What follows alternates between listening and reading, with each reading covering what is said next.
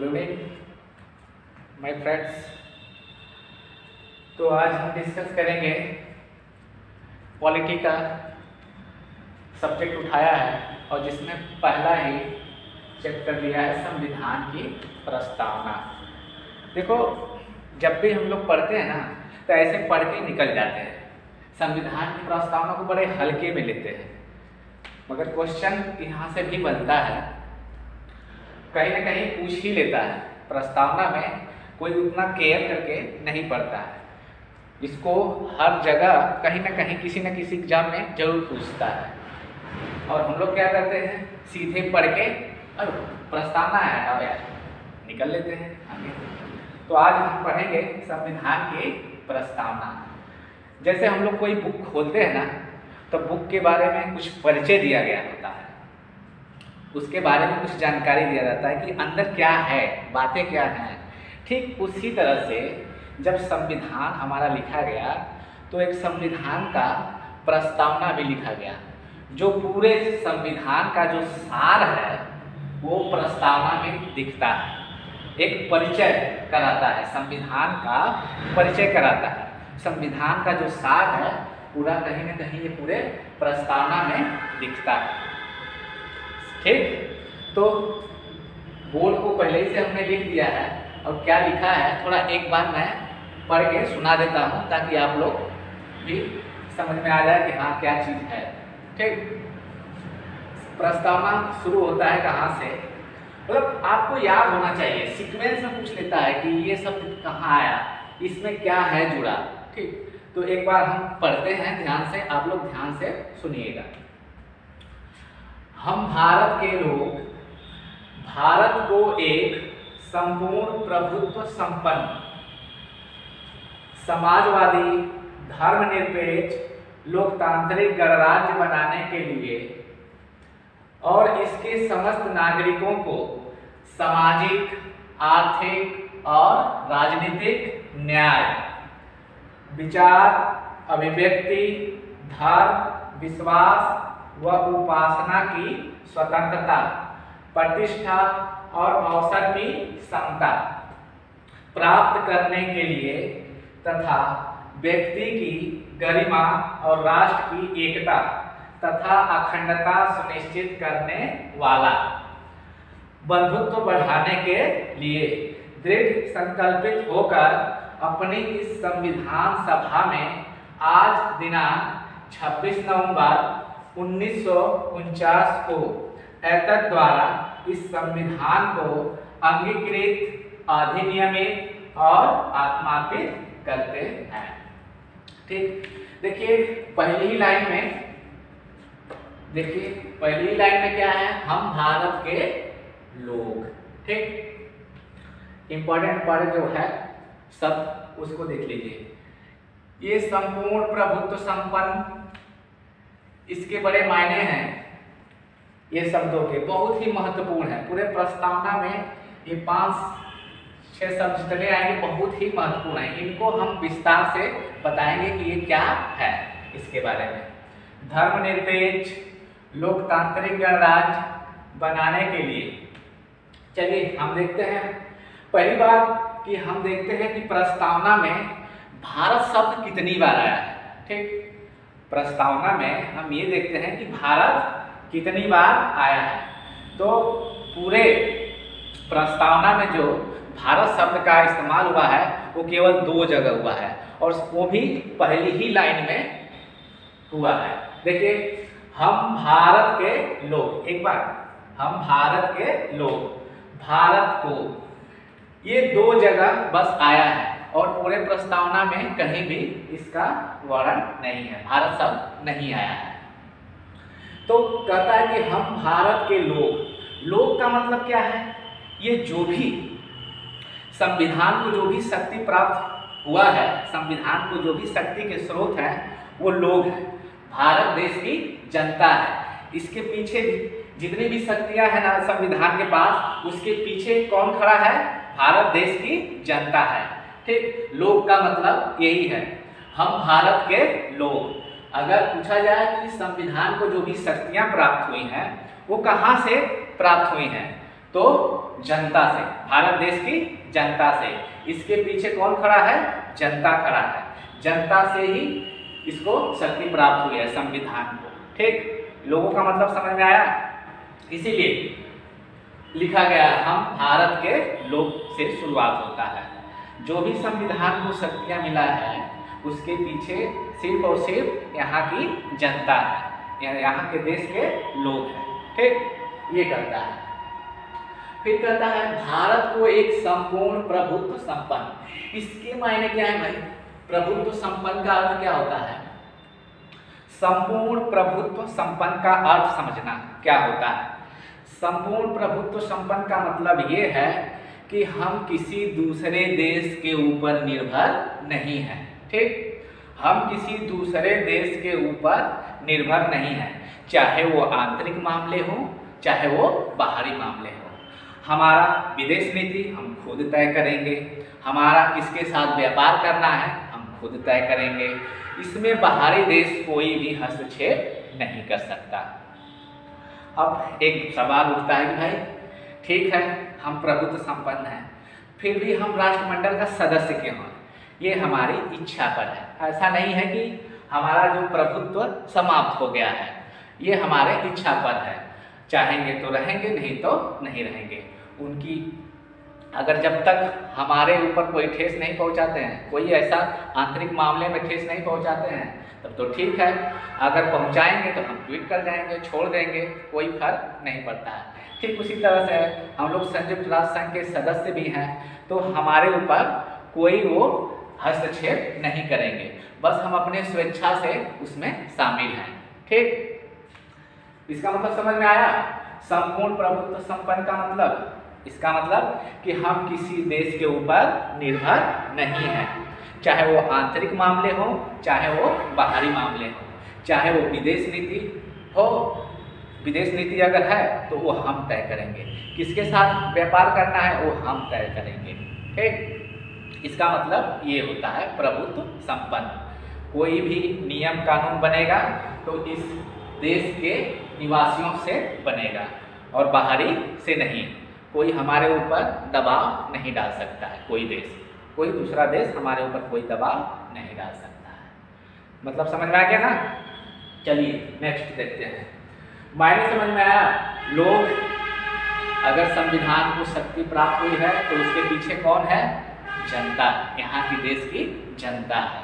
ठीक, ये नहीं कि हमारे जो चुन के गए हैं उनके पास, उनको चुन के तो हम ही ना भेजते हैं, हम अपना प्रतिनिधित्व उनको देते हैं, वो प्रतिनिधित्व करते हैं, मगर चुन के उनको पावर, कानून बनाने की शक्ति हम देते हैं, उनको चुन के हम भेजते हैं। ठीक, संपूर्ण प्रभुत्व संपन्न का मतलब भी समझ में आ गया ना? हम किसी देश, दूसरे देश के ऊपर निर्भर नहीं है। समाजवादी, अब समाजवादी देखिए, समाजवादी भी हम लोग पढ़ते आ रहे हैं। समाजवादी, पूंजीवादी, ये मतलब व्यवस्था है। ठीक, ये एक व्यवस्था है। समाजवादी का मतलब ये होता है कि हम प्रत्येक व्यक्ति के विकास के बारे में बात करेंगे, सभी लोगों को समानता की भाव से देखेंगे, सबकी विकास की बात करेंगे।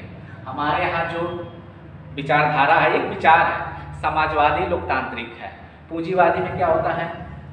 उसमें बड़े बड़े पूंजीपति होते हैं, वो अपना बस अपना देखते हैं। मगर समाजवादी में क्या होता है? सबको समान, किसी भी विशेष अधिकार नहीं दिया जाता है, सबको समान ट्रीटमेंट दिया जाता है। समाजवादी में सबको विकास की अवसर दिया जाता है, सबका विकास होना चाहिए। समाजवादी में ये है। समझ में आया? अब आता है धर्मनिरपेक्ष। धर्मनिरपेक्ष का मतलब क्या होता है? धर्मनिरपेक्ष आप लोग को पता होगा, नहीं पता है? चलिए आइए देखते हैं। धर्मनिरपेक्ष नाम से ही पता चलता है कि कोई धर्म ना हो, राज्य का कोई धर्म ना हो, ठीक, देश का कोई धर्म ना हो, इसलिए इसको बोलते हैं धर्मनिरपेक्ष। एक मान रहा है ईसाई धर्म, एक मान रहा है हिंदू धर्म, एक मान रहा है सिख, तो मतलब अलग अलग, जैन धर्म, बौद्ध धर्म, सब लोग मान रहे हैं। इसका मतलब क्या होगा कि उनका धर्म है, किसी राज्य का धर्म है कि किसी धर्म को हम बढ़ावा देंगे। हाँ, शरण देंगे, उनको प्रचार प्रसार में सरकार की तरफ से मदद किया जाएगा, ऐसा कुछ भी नहीं है। धर्मनिरपेक्ष का मतलब ये होता है कि राज्य का कोई धर्म नहीं है, सभी धर्मों का वो सम्मान करेगा। ठीक, क्या करेगा? सभी धर्मों का सम्मान करेगा। धर्मनिरपेक्ष का मतलब राज्य का कोई धर्म नहीं होता है, देश का कोई धर्म नहीं है, बल्कि क्या करेगा? सभी धर्मों को सम्मान देगा। ठीक, आप स्वतंत्र हैं, आप किसी भी धर्म को मान सकते हैं, राज्य उसमें भी कोई हस्तक्षेप नहीं कर सकता कि नहीं आप पर जोर जबरदस्ती डालेगा कि आप केवल इस धर्म को मानिए, ऐसा कुछ भी नहीं है। धर्मनिरपेक्ष का मतलब समझ में आया? जिसका कोई राज्य का कोई धर्म नहीं है। ठीक, बल्कि ये क्या करता है? सभी धर्मों को मानने वालों को सम्मान मतलब देता है। ठीक, अब आता है लोकतांत्रिक गणराज्य। ठीक, लोकतांत्रिक गणराज्य, नाम से ही पता चल रहा है हमारा देश कैसा है? लोकतांत्रिक है, लोगों का तंत्र है, लोगों के तंत्रों से बना है। ठीक, लोकतांत्रिक, जैसे हमारा अधिकार क्या है? ठीक, वोट डालने का, अपने प्रतिनिधि को चुनते हैं, प्रतिनिधि हमारा जाके कहाँ प्रतिनिधित्व करता है? संसद में, कानून बनाने में। तो उसको जो भी पावर हम लोग देते हैं वो हम लोग देते हैं, जनता यहाँ की देती है। ठीक, उसी को बोला गया है लोकतांत्रिक, लोगों का तंत्र है भाई। यहाँ पर तो सबको पता ही होगा लोकतांत्रिक है, लोकतंत्र है यहाँ पर, तो उनको हम लोग भेजते हैं। ठीक, उनको कौन भेजता है? हम लोग भेजते हैं अपना प्रतिनिधि बनाकर। ठीक, अब आता है गणराज्य। गणराज्य का मतलब क्या होता है? गणराज्य का मतलब ये होता है कि जो देश का प्रमुख होगा, क्या? देश का जो प्रमुख होगा वो वंशानुगत नहीं होगा, उसकी एक निश्चित अवधि होगी, उसको अप्रत्यक्ष या अप्रत्यक्ष द्वारा चुना जाएगा। समझ में आया? गणतांत्रिक किसको बोलते हैं? जो राष्ट्र का प्रमुख होगा, जो देश का प्रमुख होगा, वो पद जो होगा वो वंशानुगत नहीं होगा, उसका एक निश्चित अवधि होगा और उस प्रत्यक्ष या अप्रत्यक्ष माध्यम से चुनकर जाएगा एक निश्चित अवधि के लिए। जैसे हमारा देश का राष्ट्रपति है, ठीक, वो 5 साल के लिए चुना जाता है। समझ में आया? चलिए, ये पांचों शब्द, कितने शब्द हुए? 4 शब्द के, 5 शब्दों के बड़े मायने हैं। इन पांचों शब्दों के देखिए कितने बड़े बड़े अच्छा मतलब मायने हैं इन सबों के। ठीक, अब देखिए, इसके समस्त नागरिकों को सामाजिक, आर्थिक और राजनीतिक न्याय। ठीक, सामाजिक मतलब क्या है? इसमें किसी विशेष वर्ग को मतलब अधिकार नहीं दिया जाएगा कि हाँ वो विशेष वर्ग है तो उसके लिए विशेष छूट दिया जाएगा, ऐसा नहीं है। ठीक, सबके साथ समान ट्रीटमेंट किया जाएगा। समाज मतलब कोई भेदभाव नहीं किया जाएगा। आर्थिक का क्या है मतलब है? आर्थिक के आधार पर कोई भेदभाव नहीं होगा किसी के साथ। ठीक, कोई धनी है, कोई मतलब डिफरेंस है आर्थिक के रूप में, तो उसमें कोई डिफरेंस नहीं होगा, मतलब सबके समान ट्रीटमेंट किया जाएगा। और ये है राजनीतिक का मतलब क्या होता है? देखिए, सबको, हर व्यक्ति को एक राजनीतिक अधिकार दिया गया है भाई। राजनीतिक अधिकार का मतलब कि वो अपनी बात सरकार तक पहुंचा सकता है या किसी सरकारी विभाग में अपने काम के लिए वो जा सकता है, खुला रहता है हर एक सरकारी काम में। ठीक, तो इसका मतलब सामाजिक, आर्थिक और राजनीतिक न्याय के बारे में ये पूछ लेता है सीक्वेंस। ठीक, सीक्वेंस में आपको याद रखना है क्या? पहले क्या आया है? सामाजिक, फिर आर्थिक और राजनीतिक न्याय की बात करता है। कहीं क्वेश्चन में दे देगा, पहले दे देगा राजनीतिक, आर्थिक, सामाजिक, मतलब सीक्वेंस में करने के लिए दे देगा। इसलिए अच्छे तरीके से आप लोग याद कर लीजिए। सबसे पहले क्या है? सामाजिक है, आर्थिक है और राजनीतिक न्याय की बात करता है। तो आप लोग देखिए, फिर क्या कहता है, विचार, अभिव्यक्ति, धर्म, विश्वास व उपासना की स्वतंत्रता। देखिए जो देखिए इसमें जो दिख रहा है कहीं ना कहीं हमारा संविधान में मूल अधिकारों के रूप में मिला हुआ है कि नहीं। विचार, अभिव्यक्ति, धर्म, विश्वास के बारे में मूल अधिकार में है कि नहीं। देखिए 14 से 18 तक जो अधिकार मिला हुआ है उसमें समता का अधिकार है, सत्ता का अधिकार, और क्या बोलते हैं 15वां है धर्म, जाति, लिंग, जन्म स्थान के आधार पर भेदभाव नहीं किया जाएगा। 16वां है मतलब अवसर की समानता, ठीक, लोक नियोजन के विषय में अवसर की समानता। 17वां अस्पृश्यता का अंत। 18वां अनुच्छेद है उपाधियों का अंत। इस तरह से मतलब कि ये जो संविधान की प्रस्तावना है ना कहीं हमारे संविधान में दिख रहा है, अधिकारों के रूप, मूल अधिकारों के रूप में कहीं ना कहीं ये दिया हुआ है, ठीक। अवसर की समता प्राप्त करने के लिए व्यक्ति की गरिमा और राष्ट्र एकता तथा अखंडता सुनिश्चित करने वाला, मतलब इसका जो सार है, मतलब कह रहा है ना कि संविधान का सारा सार इसी में दिया हुआ है, ठीक।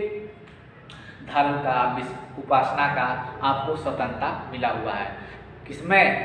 अनुच्छेद 25 से 28 में धार्मिक स्वतंत्रता में दिया है कि नहीं दिया है। विचार अभिव्यक्ति की अनुच्छेद 19 में, ठीक, दिया हुआ है। कहीं ना कहीं मतलब वो जो संविधान में दिया है कहीं ना कहीं प्रस्तावना में वो सब चीजें झलक रही हैं, दिख रही हैं। हम बताएं ना शुरुआत में, मतलब ये सार है, परिचय है एक तरह से, ठीक। एकता तथा अखंडता, मतलब कोई भी अखंडता मतलब देश को तोड़ने वाला कार्य नहीं हो सकता। इसीलिए अनुच्छेद 1 में कहा गया है राज्यों का संघ होगा। भारत क्या होगा? राज्यों का संघ होगा। इसका मतलब कोई भी राज्य अलग नहीं हो सकता। इसका अर्थ यही होता है कि कोई भी राज्य अलग नहीं हो सकता। और इसको किस डेट में अपनाया गया था? 26 नवंबर 1949, ठीक, 1949 में।